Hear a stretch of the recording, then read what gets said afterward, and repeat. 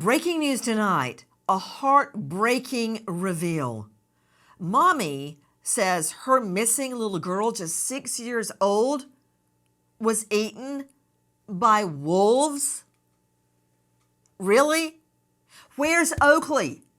Good evening. I'm Nancy Grace. This is Crime Stories. Thank you for being with us. The desperate search for a missing little girl continues. What happened to Oakley Carlson? Where is Oakley? I want you to see her. Oh, watch this video. And look, time to take his phone from me. Oh, and so... And he took his phone from you? Yeah. Did you have Andrew's phone? Yeah. I was watching Coco Melon. Okay. And Andrew take it. And then Okay. what happened? And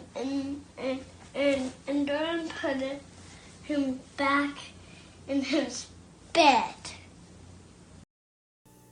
Is there anything more precious than a little baby girl? This case is haunting not just me, but so many others. Look at Oakley one more time.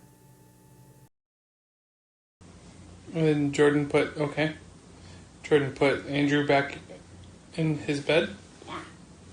Oh. Did she hit him, Oakley? Yeah. Him dead, Nick.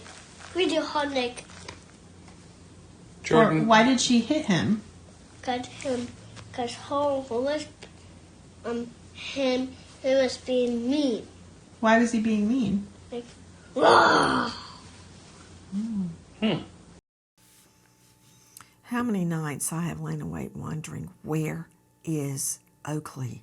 Joining me an all-star panel to make sense of what we know right now. But first, I want to go to a very special guest joining us, Jamie Jo Hiles. Jamie Jo was Oakley's foster mom and loved her so much. Jamie Jo, thank you for being with us and leading the rally to try and find Oakley. Tell me how you ended up getting to foster Oakley to start with. We were really fortunate when it came to fostering Oakley. She kind of almost fell in our lap.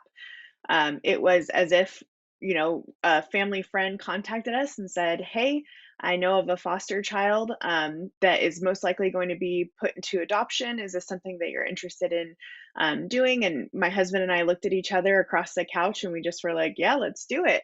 And we weren't sure at first if it was going to be a long-term situation or a short-term, but as the years went by, we were like, wow, like this is actually happening. Like we're going to get to adopt her. And we loved the time that we had with Oakley. Tell me about Oakley. I'm seeing all these fantastic photos that you so kindly have given us. It's you and Oakley, your husband with Oakley, and she's so happy. She is so happy, Jamie Jo. Yeah, she was a happy little girl. Like I know that she definitely had her toddler moments, but she was such a good little girl. She was polite. She was adventurous. She wasn't scared of anything. She tried all of her food that we put in front of her and she slept all night. She was just the best little girl you could ever think of. I'm looking at a photo of you, and it's when she's little and then progressing. Now she's got on tennis shoes and walking. Now she's with you. She's got all of her baby teeth and she's got a big smile. There she is with your husband, kissing him, sitting on his shoulders. Here you guys are all dressed up. She looks like Little Bo Peep. Just the love on her face. That's what happens when a child is really loved. Tell me about your daily routine with Oakley. Yeah, so a lot of the time, Oakley would go to the daycare here in town. I'd pick her up after school, and then we would always go to sporting events, whether that was like the high school basketball or I coached a dance team at the high school where I work, and so she would often come to dance practice with us. We had her in dance class also, so every Tuesday she would go to her little ballet class. And then the weekends, we were always doing something, going to the zoo, going to the Hands On Children's Museum, going to the beach, anything like that to kind of get those experiences with her that every little kid should get to have. Oh, my stars, Jamie Jo Hiles. You're reminding me of when the twins were little. I felt like a cruise director. Every weekend I was trying to think of what can we do with the twins this weekend, whether it's the Hands-On Museum or some other museum or some festival or looking for pumpkins or picking strawberries or just anything to get them out and about and see their face light up and to have a brand new experience. The dance classes, the soccer, the this, the that. Just there, I saw her in the floor playing with pots and pans, something the twins love for me to take out all the pots and pans out of the cabinet, put them all on the floor, and give them 2 wooden spoons each. And it was the most beautiful music I've ever heard.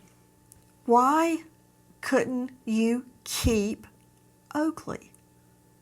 I know that mom had gone to the rehab classes that she was ordered to go to. And shortly after she went to those rehab classes, she became pregnant and stayed clean. And I don't know if it's because she had stayed clean for so long or what kind of law happens, but she was able to get Oakley and her siblings back. I saw you take a big swallow, like you had a lump of coal in your throat just then. From here, I could see you swallow at that last sentence. Why? It never gets easier to talk about this because my husband and I grieved the loss of Oakley, and then to find out that she was missing, it still hurts our hearts and it doesn't make sense to us. And it never will make sense to us why we didn't get to have her with us permanently. What did they tell you when they told you they were taking Oakley away and giving her back to bio mom, who'd been just out of rehab?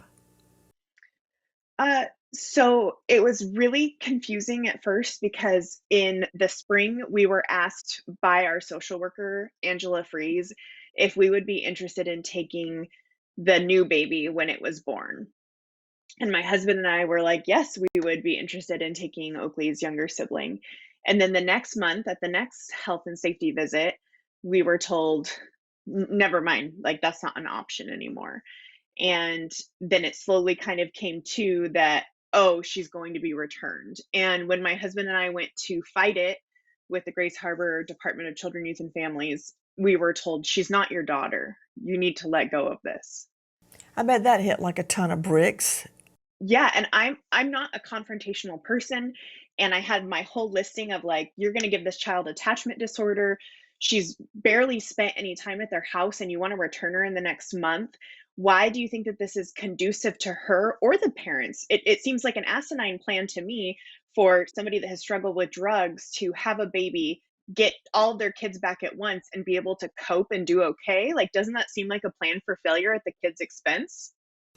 Joining me in addition to Jamie Jo Hiles, who loves Oakley with all of her heart, a renowned guest, psychiatrist, Emmy-honored personality, Dr. Carol Lieberman, best-selling author of Lions and Tigers and Terrorists, Oh My. She is on a mission to help parents and teachers protect children. Dr. Carol Lieberman, thank you so much for being with us. Can you explain something Jamie Jo Hiles just said? She referred to attachment disorder. What is that? Well, what that is when a child is being raised by parents who are very traumatic towards the child. In other words, where there's physical abuse or sexual abuse or neglect, some kind of problems that makes the child have a lot more trouble when they then are placed in another home. But that's the thing that I was noticing in these photographs, that clearly she did adopt to Jamie Jo, did feel loved and did flourish. And so she would have not had attachment disorder. She would have continued with them and felt that love. What happens when you disrupt that, Dr. Lieberman? Well, it's very difficult because, as if she were going to a loving home as well, it's still difficult being disrupted, especially at such a young age. But there might have been some possibility of still growing and things being okay. But going back to the place that she had to be taken out of, I mean, obviously it was a horrible situation, or that she wouldn't have been put in foster care to begin with. To cold case investigative research founder, forensic expert, and star of a hit news podcast, Zone 7, Cheryl McCullum is joining us. Cheryl, I don't understand it. At this point, I don't try to understand it. I just accept that it's true. Why DFACS, and I reserve this for very few entities, continue to put these defenseless children, they take them out of the fire, then throw them back into the frying pan with bio parents that treat them like crap to start with. And then we're all surprised when the child goes missing. I'm not surprised. Why does that keep happening? It's like Groundhog Day over and over and over again. In this case, the foster mom emailed and called. Her husband emailed. They documented the injuries on Oakley, and those were ignored. When that baby was given back to the biological parents, it is without reason that they would go 10 months without a social worker go into that home and visiting with Oakley, re-interviewing her, making sure she was safe. Straight back out to Jamie Jo Hiles joining us. This is Oakley's foster mom. Jamie Jo, how long did you have Oakley? We had her for a little over 2.5 years. During that time, did she have any visitation with the bio mom or dad? She had on and off weekly visits with both Jordan and Andrew. Sometimes it was just Jordan, sometimes it was Andrew, sometimes it was both of them, but she did see them pretty regularly. And how would she respond to that? Sometimes she'd come home and she'd be upset because Jordan or Andrew would be upset at the visit, so she would come home and be upset. Sometimes when she had weekend visits, like right before she transitioned home, she told me that she was at their house for too long and that she would have liked to have come home sooner. Did you ever notice any injuries on Oakley's face or body? Yes. So one time she came home from a visit with scratch marks on her face, and I documented them, and I took a picture and I sent it to the social worker and asked what happened, and I did not really get any kind of response. She said that she was going to be out on vacation and would address it later. So the little baby comes home covered in scratches and the social worker goes on vacation? Yeah. Okay. Did Oakley explain how her face got, oh my goodness, I see the scratches. That's from fingernails. But did she explain how she got the scratches? We never pushed her, like we asked her, but we also never wanted to give her an idea of like Jordan or Andrew like would cause harm to her. So we never wanted to put that in her head. Just like the video earlier of my husband and Oakley talking, like she came back from a visit and started to say that violence happened. And I immediately got out my phone to record that because it was shocking that she was just talking about it as if it were normal. What was she saying about violence in that video with your husband? She was at an overnight weekend visit with Jordan and Andrew, and this was a month before she transitioned home. And she said that she was watching Coco Melon on Andrew's phone and that Jordan took the phone from her and was upset that Andrew must have given her the phone, and then she began hitting Andrew. Violence is something she never would have seen in our home, so it was very unusual that she was talking about it, and she you could tell she was nervous because she was stuttering as she was talking. That was not her normal dialect. She never spoke like that, but you could tell she was nervous. Dr. Carol Lieberman is with us, a renowned psychiatrist joining us out of Beverly Hills. Dr. Carol, let me tell you a quick story. When Lucy and John Dave were little and I would have bath time, each one would get their own bath time, and I would read books to them. and I'd be getting ready to sneak out after the bath so I could go to work at night.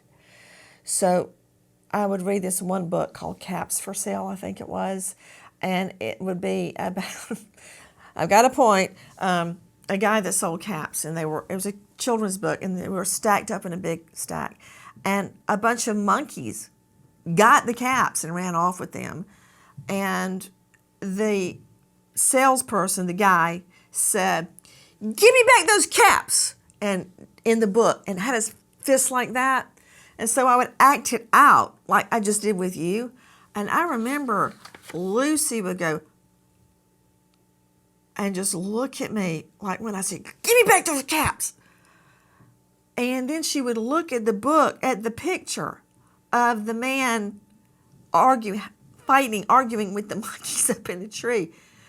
And it was only later I realized she had never heard anybody threaten anybody. This was just a book. And so I would try to turn the page, and she'd reach it back and turn it back and just look at the page. And then she'd look at me like, what's happening? Because she had never seen anything like that. I mean, all we watched was PBS, for Pete's sake, Charlie and Lola. And now I understand why that bothered her so much, the confrontation, Dr. Carroll. Yes, so your point is that the fact that it wasn't bothering Oakley, that she was telling the story as if she was just saying, and then we went to the store and we got bananas. That shows that this is what she was exposed to all the time, a lot of domestic violence, and how her parents must have just treated it as if this was normal. They give the baby back, and then a bizarre event. Listen.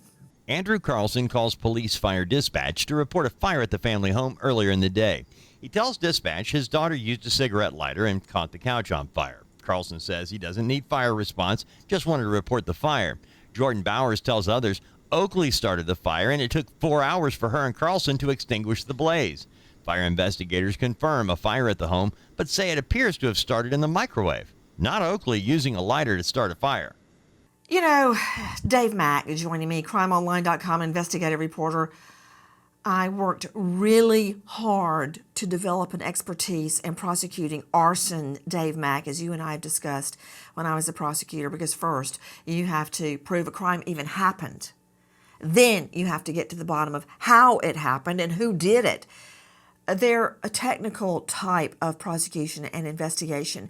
And when an arson expert tells me it started in the microwave, I'm telling you, that's where it started. I don't know how it started, but that's where it started. It's really, Dave Mack, not that hard to determine where the fire started, because just think about it, Dave Mack. At your house, if you threw gasoline on the floor in, let's just say, the den where your TV is, and then the rest of the house burned as well or was smoke damaged, you can see with the naked eye that the den is where the most concentrated burning has been.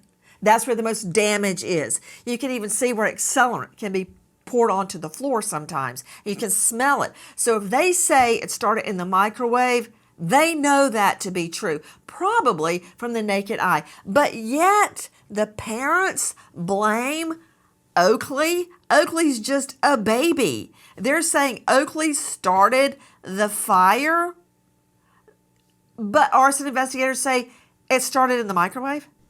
Right.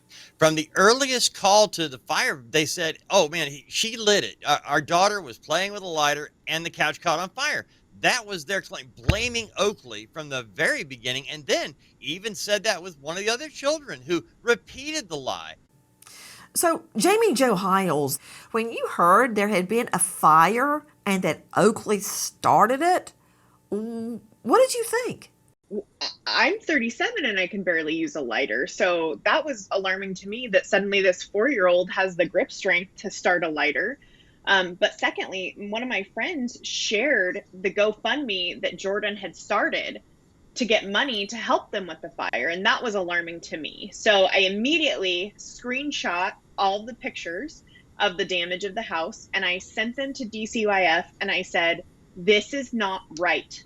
This is not right. This is like something else is going on and you need to investigate it because this is not what happened. This wasn't because of Oakley. I didn't even get a response from Oakley's social worker. Not a single response. Please join us on our mission to find missing people, especially children, to solve unsolved homicides. If you're on the go, catch us on your favorite podcast app where you can get all of our content where we, in our own way, seek justice.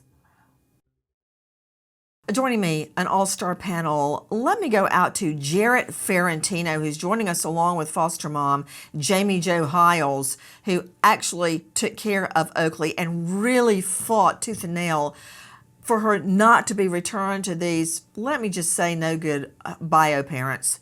Jarrett Ferrantino is host of Primetime Crime on YouTube, a former prosecutor in Pennsylvania at jarrettferrantino.com. Jarrett, let me understand, why is it that DFACS, Department of Family and Children's Services, CPS, Child Protective Services, anything but, works so hard to reunite the baby with the bio parents? The baby's already been taken away from them. Why do they want the baby back with the bio parents? You know, Nancy, that's a great question. The way those systems have been long set up is they say the best interests of a child is to be with their biological parents if parents meet these thresholds. If a parent is in need of drug rehab, if a parent is bettering their life situation, is taking certain classes, the courts favor putting a child back in a situation like this. And unfortunately, it could have tragic consequences sometimes. The desire, Jamie Jo Hiles, maybe you know more about it than I do. All I know is it's wrong. And I have railed against it for years, seemingly without effect.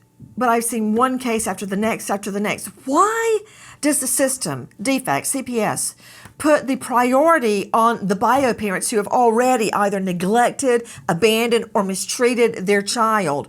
Why do they get what they want, not what the child wants? And I don't mean a child going, oh, I want to go to the candy store, or I want to go to Six Flags. I don't mean that.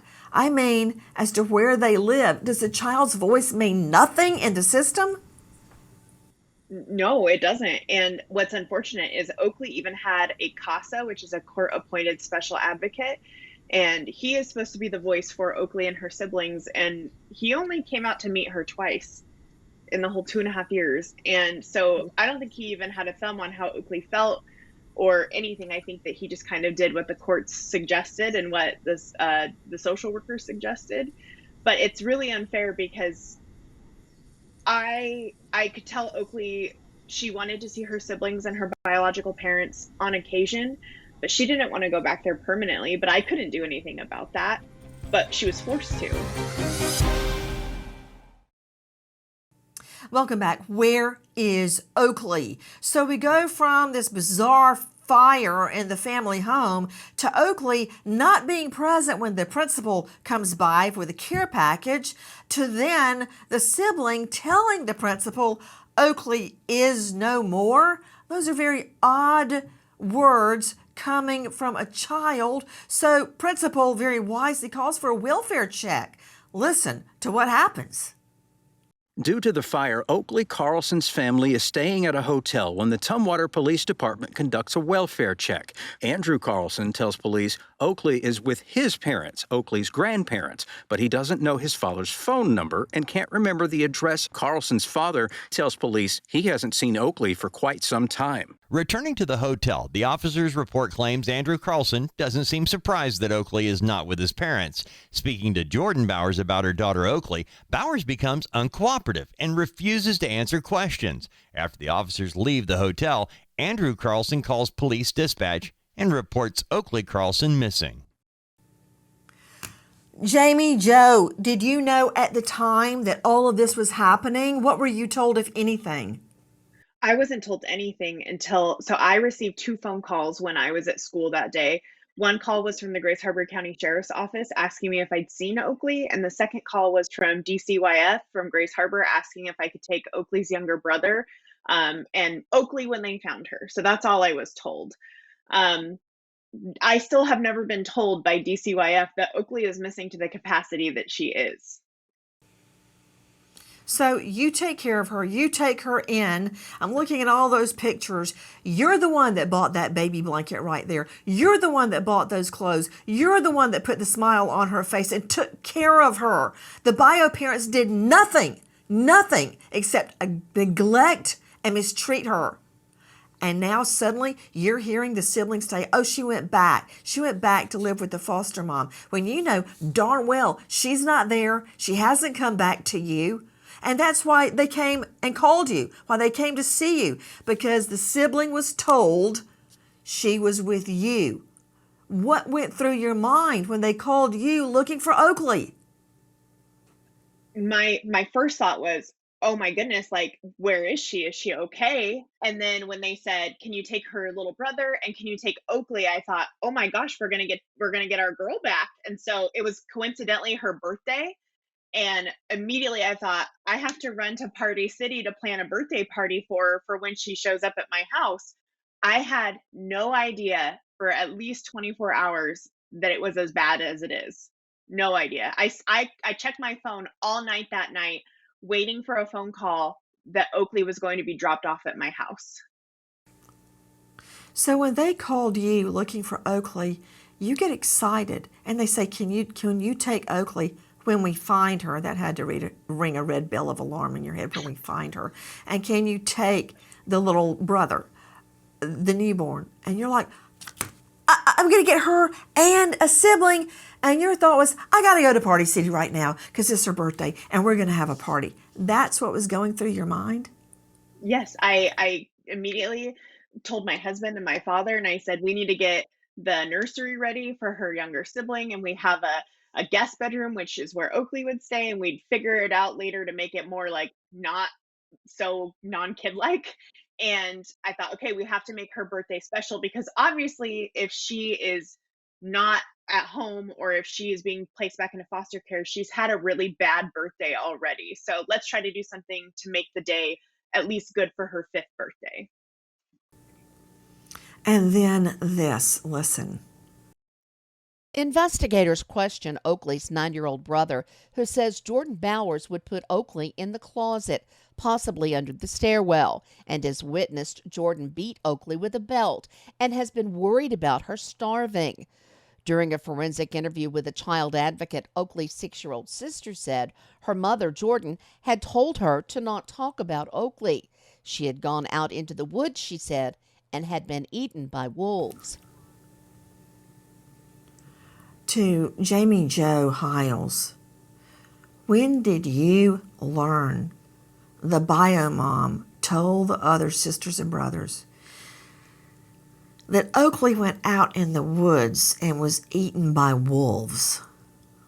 So I think it was on December 9th, the city of Oakville held a really beautiful candlelight vigil for Oakley. And a lot of us walked and just kind of thought about Oakley and had hope for Oakley. And it was as soon as I came home from that, I saw the police reports and the news reports that this is what Jordan had been telling Oakley's siblings. Don't talk about her. She's been eaten by wolves, that there was abuse that happened, that she was starved. And the feeling of knowing that that's what she endured is, I mean, it just kills you. You know, Jamie Jo, I torture myself the same way. I have to stop myself because I think back on when my fiance was murdered and I wonder what happened. What did he endure? Did he understand what was happening to him? Did he know he was dying? And it gets me nowhere. What goes through your mind when you heard this story that mom is telling people, the children, that Oakley went in the woods and was eaten by wolves? What went through your mind? Do you remember that moment? Well, first of all, I thought that was the stupidest thing that she could say because we don't have wolves around here. But then I also thought, how incredulous of Jordan to sit there and tell her children, you better watch out. You better not talk about this because this is what happened to her and it's going to like happen to you too if you're not good. Like that's terrifying to as a little kid to be like this happened to my sibling so I better be on my best behavior. And it just makes me feel like I want to go to DCYF and be like, I told you so. I told you that this was a major concern, and I felt like nobody listened to me, and now here we are. Well, did it dawn on you that that story was impossible? She wasn't eaten by wolves, and that mommy is trying to come up with an explanation about why Oakley is gone forever. Yeah, I mean, that would have hit me like a ton of bricks. And it did, and it's just it's so infuriating to know that that's the story that her siblings are thinking, okay, like, Oakley's gone. That this is what happened to her. Like, that's so frustrating. And as a foster parent, and I don't even like to call myself her foster mom. I was her mom. Nobody wants to think of their kid being eaten by wolves. Dr. Carol Lieberman with us, renowned psychiatrist. Why do we see over and over one child out of the whole family targeted for abuse? What it might have been is the fact that she is so adorable. And maybe that got her more attention, like from the father or from people who would, come to see the family. And the mother couldn't deal with that she didn't want Oakley stealing attention that she wanted for herself. I know that sounds far-fetched, but Dr. Lieberman is absolutely correct. That exact scenario has happened. Cheryl McCollum, Cold Case Research Institute founder and director. Cheryl, we've seen it 100 times, 500 times, where one child is targeted and they are abused horribly. And let's talk about the mom's statement about the wolves, Nancy, to your point. When she accepts, number one, that her child is dead, she accepts that her child is dead in the most violent, horrific manner that you could imagine. And then she tells the other children about it so that, hey, everybody knows there's no chance she's ever coming home. And then they start a GoFundMe where they talk about, hey, we escaped with our 3 children. They had 4. You are so right. They said we escaped with our 3 children and they had 4. Jamie Jo Hiles, what do you make of what Cheryl has just pointed out? When we saw the GoFundMe and we saw that statement, we thought that that was a really interesting statement, that they have 4 kids, but why does it say 3? And that was something I also mentioned to DCYF in my email to them. This is not right. Something's wrong. It just went ignored. Jamie Jo, what have you learned about Oakley being kept in a cell under the stairs in the dark? Horrible things. She was put into the cell all the time. It's like a little cabinet, because I've seen pictures of it. And sometimes they would push the couch in front of the cabinet and she would beat on the door until she passed out from exhaustion. Like, that was just like her holding place, and everybody knew about it. Jamie Jo, do you think there is any chance Oakley is still alive? In my heart, I hope I see her again alive. I always will be a little hopeful, but when you hear about the abuse that she endured, the starvation or the drug use that the parents had, it's hard for me to think that she's alive, but I hope I get to see her again. I hope she's alive. Have you ever, Jamie Jo Hiles, confronted DFACS about what they did? I have written Governor Inslee multiple times asking for an outside investigation. I have, as soon as this kind of started to come to light and be in the media, Washington DCYF called me and was like, hey, just a reminder that this is a private situation and don't talk about it. And I was like, no, like, her case is closed. So I'm going to talk about it because you guys messed up. And I've never gotten anything. Patrick Dowd, the ombudsman for the Department of Children, Youth, and Family, they say there was nothing wrong done in her case. And we know that that's not true. So they will never take He accountability. that actually they said screwed we up. did nothing wrong. They handed Yes. the baby back, snatched out of your arms, and gave it back to two no good parents who all they ever did was sleep together and have a baby. That's it. And then spend the rest of their time mistreating this baby girl. And if they don't like what I'm saying, they're more than welcome to join us. We've extended an invitation. They didn't join. I wonder why. DFAC still says they did nothing wrong. Yes, correct. And it's laughable because I can say, well, what about this? And what about this? And what about this? And they say, well, we followed all the rules. We followed all the laws. Okay, well, why didn't, if I'm a mandated reporter by the state, why didn't you check in on my claims of abuse? I contacted twice. Why didn't you check in on them? That should have been a red flag right there. Did you ever hear back from Governor Jay Inslee? He won't even say her name. He's never said her name. He says, oh, we're really sorry to hear about this, but he's never said Oakley Carlson. Let your voice be heard. The number for Governor Jay Inslee in Washington is 360-902-4111. Repeat, Governor Jay Inslee. You know what? Grow a spine. Do something. Just anything. Governor Jay Inslee, repeat, 360-902-4111. I don't care if you have to blow the whole office up. This girl is very likely dead, thanks to DFACs putting her back in harm's way with two drug-addled parents. She had a slim chance at happiness, and they snatched her away from that, living in a dark cell under the stairs, barricaded in by a sofa. She would scream to get out until she passed out from exhaustion. Governor Inslee, how can you stand by and do nothing? Are you like Pontius Pilate? You just wash your hands and it's all over. You could turn away and just go back to what you were doing. It's not that easy. Tip line, if you know or think you know anything about Oakley. 360-533-8765. Repeat, 360-533-8765. There is a $100,000 reward for information.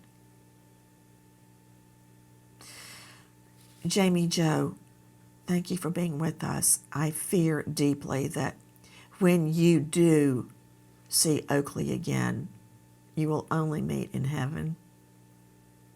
Thank you. I fear that too.